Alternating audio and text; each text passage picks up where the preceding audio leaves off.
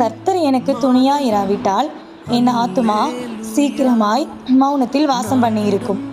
என் கால் சறுக்குகிறது என்று நான் சொல்லும்போது, கர்த்தாவே, உமது கிருபை என்னை தாங்குகிறது. என் உள்ளத்தில் விசாரங்கள் பெருகுகையில் உம்முடைய ஆறுதல்கள் என் ஆத்துமாவை தேற்றுகிறது. எவ்வளவு அழகான வசனங்கள் பார்த்தீங்களா? அதாவது கர்த்தர் நமக்கு துணையா இல்லைன்னு நினச்சிக்கோங்களேன், நம்ம என்னைக்கோ செத்து போயிருப்போம். நம்ம இந்த உலகத்தில் இருந்திருக்கவே மாட்டோம். நிறைய நேரங்கள்ல ஆண்டவரே என் வாழ்க்கை இப்படி போயிட்டுருக்கு நம்ம நினைக்கும் போதெல்லாம் அவருடைய கிருபை தான் நம்மளை தாங்கிட்டு.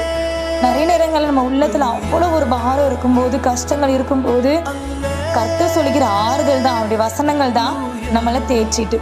அப்படி இருக்கையில் இந்த நாளில் ஏதாவது காரியத்தை குறித்து நீங்கள் கவலையோடு இருக்கீங்களா? கவலையே படாதுங்க. இந்த நாள் வரைக்கும் நடத்தின தேவன் இனிமேலும் உங்களை நடத்துவார்.